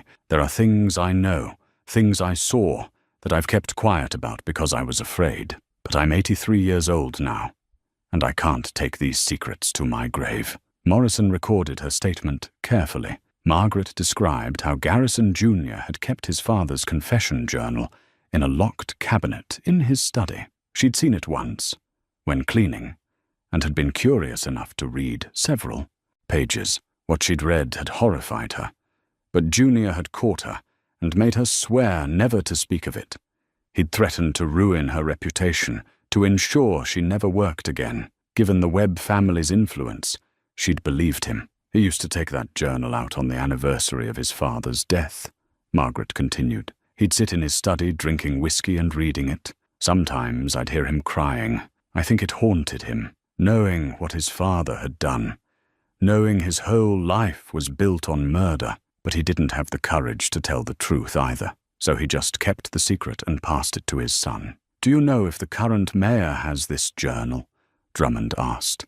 "I can't say for certain, but Junior told me once that he'd made his son read it when the boy turned 21. Said every Webb man needed to know the truth about where they came from. The mayor knows. He's always known. This testimony, combined with the physical evidence and historical records, painted a damning picture. But Drummond was right. Knowing about a crime committed by one's ancestor wasn't itself criminal. They needed something more. The answer came from an unexpected quarter. A forensic accountant named Robert Kim, working on behalf of Dr. Brennan's potential civil case, had been tracing the Webb family finances back through generations.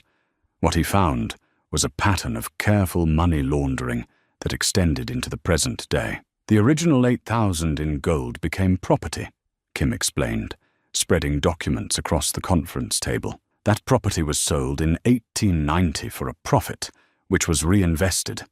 Over generations, the money was moved, invested, and transferred through various entities. But here's the interesting part. Starting in 1985, when the current Garrison Webb took control of the family holdings, there's evidence of deliberate concealment. He pointed to a series of transactions. Webb created a complex network of trusts and shell companies. On the surface, it looks like sophisticated estate planning. But look at the timing. These structures were created just before he ran for mayor. He was hiding the true extent and origin of his wealth. "Is that illegal?" Morrison asked. "Possibly. If he was concealing assets to avoid disclosure requirements for elected officials, that's a crime. If he was laundering money he knew came from criminal activity, even historical criminal activity, that could constitute a separate offense. And here's the key. Some of these trusts have been funded within the last 5 years. This isn't just inherited wealth he's passively enjoying. He's actively managing and concealing assets he knows have a criminal origin." Drummond leaned back, a slight smile crossing her face. "Now we have something. Mr. Kim, I need you to prepare a comprehensive report documenting every finding. Sheriff Morrison, I want subpoenas for all of Webb's financial records. We're going to tear apart every transaction, every trust, every shell company. If there's evidence of ongoing financial crimes, we can build a case." Over the next week, the investigation intensified. Webb, sensing the walls closing in, made his own moves. He held a press conference announcing his resignation as mayor, effective immediately, claiming health concerns and family obligations. He portrayed himself as a victim of circumstance, a good man whose ancestor had done terrible things. "I cannot change the past," he said to the cameras, his voice heavy with manufactured emotion. "If my great-grandfather committed the crimes alleged, I condemn his actions absolutely. But I cannot be held responsible for events that occurred before I was born. I'm stepping down to focus on my family and to remove any appearance of impropriety from the ongoing investigation." It was a strategic retreat, designed to generate sympathy and distance himself from the mounting evidence. But John, watching the broadcast with Doc and Morrison, saw through the performance. "He's not giving up," John said. "He's repositioning, making himself look cooperative while his lawyers work behind the scenes to protect his assets." "Probably," Morrison agreed. "But he's also making mistakes. His resignation is essentially an admission that there's something to hide. An innocent man would fight to clear his name, not run away from it." That night, John checked on the donkeys before bed, a ritual that had become essential to his peace of mind. They seemed calmer than they'd been in weeks, as if they could sense the approaching resolution. Grace nuzzled his shoulder, and John felt a wave of affection for these extraordinary animals. "We're almost there," he told them quietly. "Just a little while longer, and everyone will know the truth. The Brennan family will be remembered. Your vigil is almost over." But even as he spoke the words, John couldn't shake a feeling of unease. Webb had been backed into a corner, and cornered animals, human or otherwise, were at their most dangerous. The real confrontation was still coming, and when it did, John had a feeling it would test everything he believed about justice, truth, and the price of both. The call came at 2 a.m, jolting John from uneasy sleep. Sheriff Morrison's voice was tight with urgency. "John, we have a situation. Webb's house is on fire. The whole thing is going up."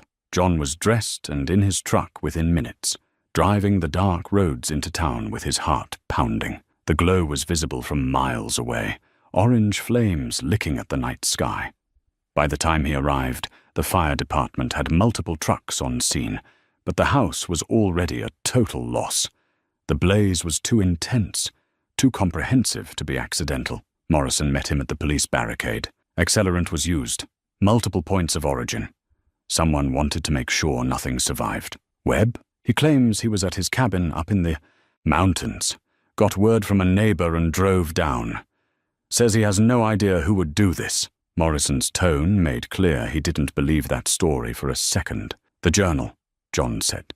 "The confession. It was in that house, along with any other family documents that might have supported our case. Very convenient timing, wouldn't you say? We were about to execute those financial subpoenas tomorrow morning." They watched the flames consume what was left of the structure. John felt a crushing sense of defeat. Without the confession journal, without the family records, their case became much harder to prove. Webb had destroyed the evidence, and unless they could prove he'd ordered the arson, he might actually get away with it. Doc arrived, his face grim in the firelight. "I heard on the scanner. He burned it all, didn't he?" "Looks that way," Morrison confirmed. "We still have the physical evidence from the burial site," Doc said. "The bones, the journal Thomas Brennan wrote, that doesn't go away." "No, but without the confession to tie it directly to Webb's ancestor, it becomes a historical mystery rather than a solved case. We can prove people were murdered.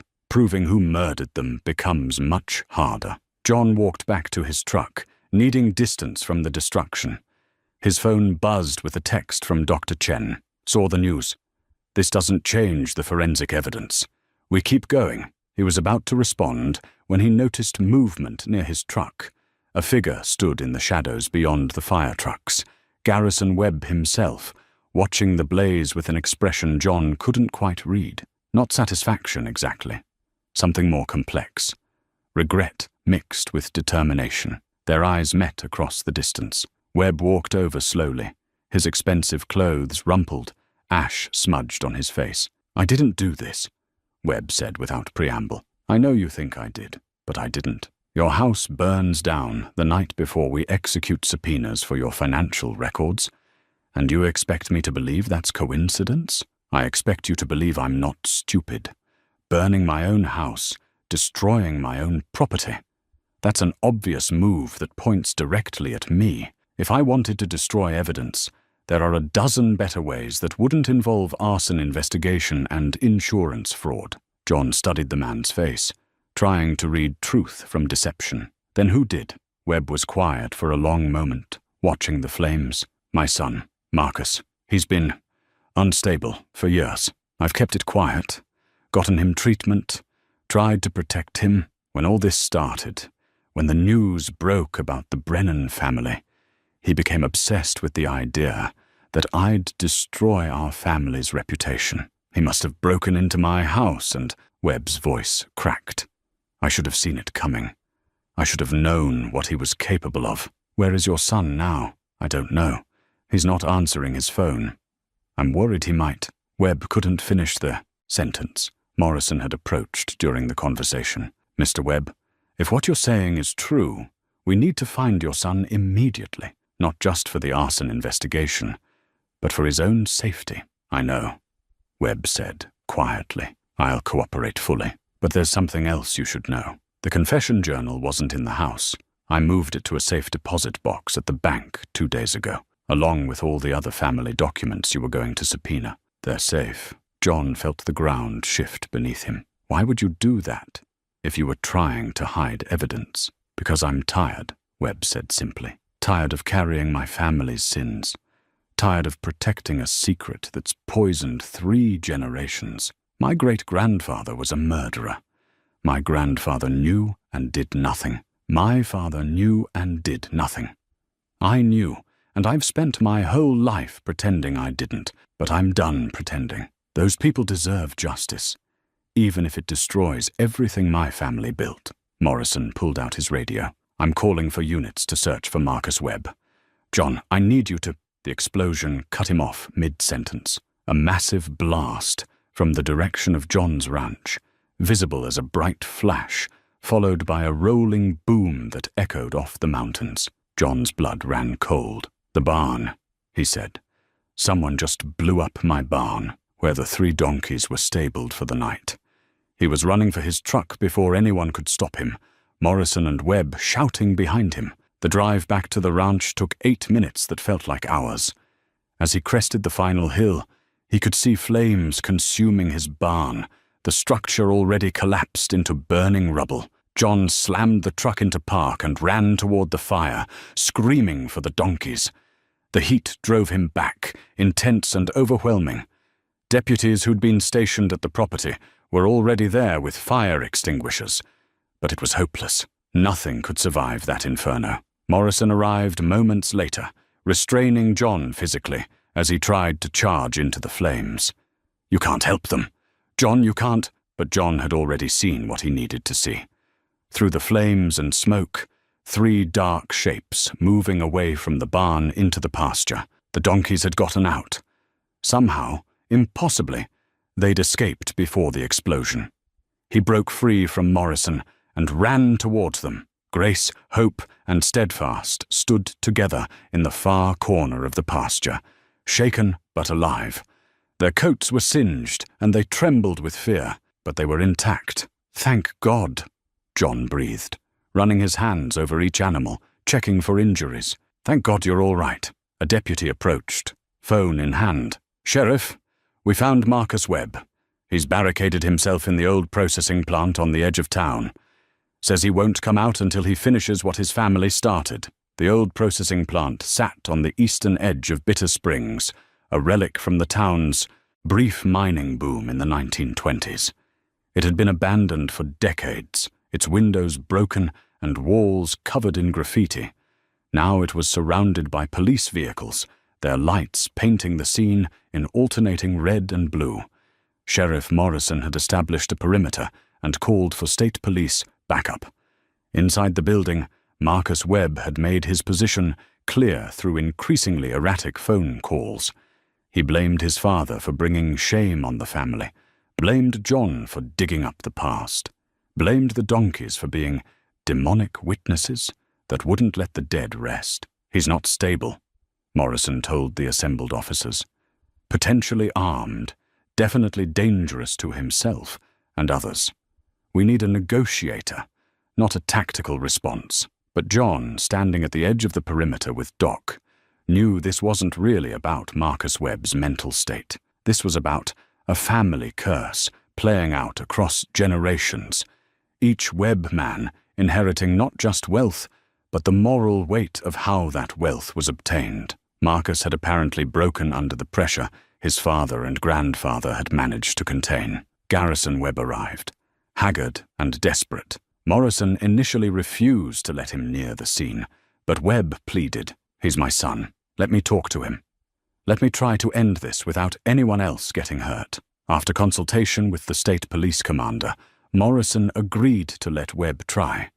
They set up a phone connection, putting it on speaker so everyone could hear. "Marcus, it's Dad. Please, son, come out. We can get you help." Marcus's voice came through, high-pitched and trembling. "Help? You want to help me? You've been lying my whole life. You told me we were good people, that our family built this town through honest work. But I found the journals, Dad. I read what great-great-grandfather did. We're murderers. Our whole life is built on blood money." "You're right," Webb said, his voice breaking. "You're absolutely right.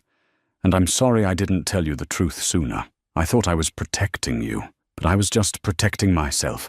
I was a coward, son, just like my father was, and his father before him. But you don't have to be. You can be the one who breaks the cycle. You can come out and face this with dignity. It's too late, don't you see? They'll never let us forget. That Slater and his demon donkeys, they won't rest until we're destroyed. John stepped forward. Marcus, this is John Slater. Those donkeys aren't demons. They're just animals who remembered something terrible and needed someone to listen. This isn't about destroying your family. It's about acknowledging what happened to the Brennan family. They deserve that much. The Brennans are dead. They've been dead for 140 years. Why can't everyone just leave them dead? Because truth matters. Doc's voice joined the conversation. I'm Dr. Edmund Brennan. Thomas and Sarah Brennan were my great-grand-uncle and his wife. Their children, Emma and James, were my cousins, several generations removed. They matter to me. They deserve to be remembered as people, not just forgotten victims. There was silence on the line, then sobbing. I'm so sorry. Marcus whispered. I'm so sorry for what my family did to yours. I wanted to make it stop. I wanted to erase it all. The house, the barn, the donkeys, everything that reminded us. But I can't erase the past. Can I? No, Doc said gently. None of us can, but we can acknowledge it. We can try to make it right, even now. Marcus, your father has agreed to turn over your family's documents. The confession journal, all of it. The truth is coming out whether you surrender or not, but you can choose how you face it. You can choose to do the right thing now. Another long silence, then the sound of a door opening. Marcus Webb emerged from the building, hands raised, tears streaming down his face. Officers moved in carefully, securing him without incident. As they led him to a patrol car, his father embraced him briefly, both men weeping. John watched the scene with mixed emotions. Justice was being served. But at what cost? A young man's mental breakdown, a family's public destruction, a community's faith in its leaders shattered. Was this what the Brennan family would have wanted? He looked back toward his ranch, where the 3 donkeys waited in the temporary shelter he'd arranged. Despite everything, the fire, the explosion, the chaos, they'd survived. They'd outlasted everyone who'd tried to silence them, outlived everyone connected to the original crime. Their persistence across impossible years had finally brought truth to light. Morrison approached, looking exhausted. We'll need your statement about the explosion, and we'll need to process the barn as a crime scene once it's safe. I know. For what it's worth, John, you did the right thing, following those donkeys, digging up that wagon, pushing for truth. It wasn't easy, and it's caused a lot of pain, but it was right. John nodded slowly. The hard part now is figuring out what comes next. We've exposed the crime, we've got confessions, we've got the remains properly identified, but do we have justice? Can there even be justice for something that happened so long ago? I think we're about to find out, Morrison replied. The eastern sky was beginning to lighten, dawn approaching, after the longest night John could remember. In a few hours, the whole town would wake to news of the overnight events. The story would spread beyond Bitter Springs, perhaps even nationally. The tale of 3 donkeys who'd waited more than a century to reveal a murder would capture imaginations everywhere. But for John, standing in the pre-dawn light, watching emergency vehicles slowly depart, the story felt deeply personal. He'd been chosen, somehow, by 3 remarkable animals to be the one who listened. They'd trusted him with their terrible secret, and he'd honored that trust by seeing it through to the end. Now came the harder work, helping a community heal from revelations that challenged everything they thought they knew about their history, and finding a way to properly honor the memory of 5 people who died far from home, their dreams of a new life extinguished by greed and violence. The sun broke over the mountains, flooding the valley with golden light. A new day was beginning, one where truth, however painful, had finally displaced comfortable lies. John took a deep breath and headed back to his ranch, to the 3 donkeys who'd made all of this possible, to begin the work of rebuilding what fire had destroyed and preserving what time had revealed. 6 months had passed since the night of fire and revelation. Spring had returned to Montana, painting the valley in shades of green that seemed almost too vibrant after the gray winter. John stood beside a newly erected monument in the Bitter Springs Cemetery, the morning sun warming his shoulders as he read the inscription one more time, in memory of the Brennan family. Thomas Brennan, Sarah Brennan, Robert Brennan, Emma Brennan, and James Brennan, travelers who journeyed west seeking a better life in 1884, murdered in these mountains and buried in silence for 141 years. May they finally rest in peace, remembered and honored. The remains had been properly interred after extensive forensic analysis confirmed what everyone already knew. These were indeed the Brennan family members whose disappearance had been a mystery for over a century.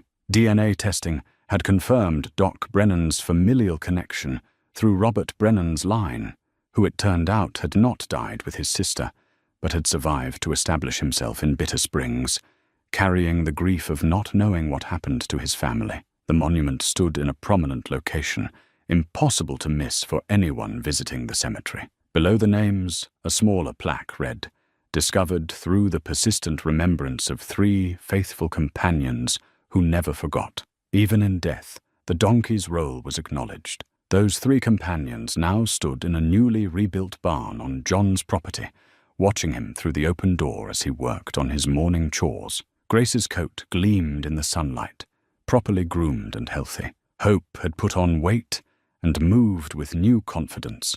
Steadfast, still watchful, but noticeably more relaxed, had finally allowed John to trim his hooves without resistance. The barn itself was better than what had burned, a community effort that had surprised John with its generosity. Once the full story became public, once people understood what the donkeys represented and what they'd endured, donations had poured in.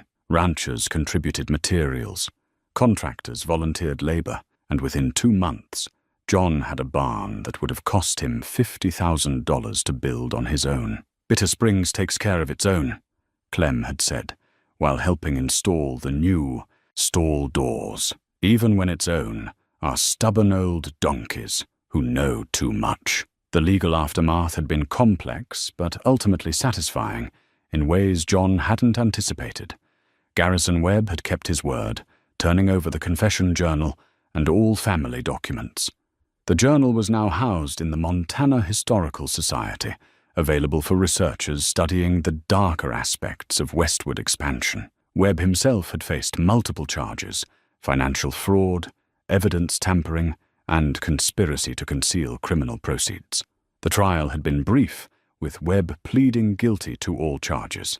He'd been sentenced to 5 years in prison and ordered to pay substantial restitution to Dr. Brennan as the heir of the murdered family. Marcus Webb had been placed in a mental health facility rather than prison, deemed not competent to stand trial for the arson and attempted murder charges. His father had ensured he received the best care available, one final act of paternal responsibility before beginning his own incarceration. The Webb family fortune, built on stolen gold and blood money, had been largely dismantled.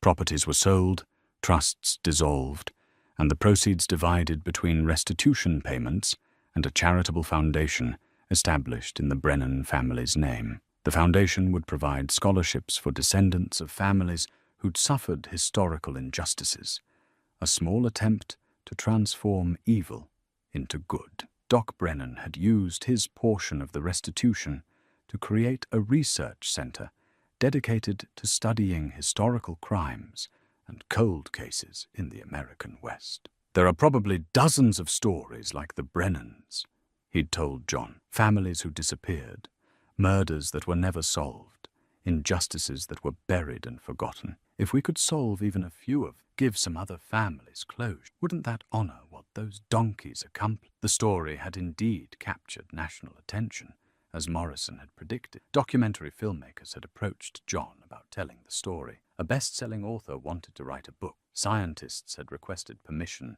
to study the donkey, trying to understand their impossible longevity and apparent memory preservation. John had turned down most of these requests, uncomfortable, protective of the animals who'd already given so much. But he'd agreed to one project, a children's book about loyalty, persistent, the important forgotten. The proceeds would go to the Brennan. As spring deeply summed life, John still trained horses, his reputation enhanced rather than damage of the previous year. But now he also served as unofficial guard who'd become some. Schools brought children story just. On warm evenings, John would sit on his porch with the 3 donkeys grazing nearby, and he'd think about Margaret. She would have loved this strange turn his life had taken, would have appreciated the symmetry of broken things finding purpose together. The loneliness hadn't disappeared, but it had transformed into something less painful, a peaceful solitude rather than an aching emptiness. Doc stopped by regularly,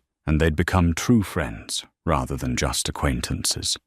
They'd talk about the case, about family history, about the strange ways justice could manifest across generations. Sometimes they'd just sit in comfortable silence, watching the mountains change colors as the sun set. "Do you ever wonder how they knew?" Doc asked one evening, gesturing to the donkeys. "How they remembered for so long, how they knew to lead you to that exact spot." John had thought about this question countless times. "I've stopped trying to explain it. Some things don't need rational explanations. Maybe they're just very old and very stubborn donkeys who happened to wander near that wagon enough times to notice something wrong. Maybe there's something we don't understand about animal memory and instinct. Or maybe..." He paused, watching Grace nuzzle Hope affectionately. "Maybe sometimes the universe makes sure important stories don't stay buried forever." "I like that explanation best," Doc said. As darkness fell and the stars emerged, John walked out to the corral for his nightly check on the animals. Grace came to him immediately, pressing her soft muzzle against his chest.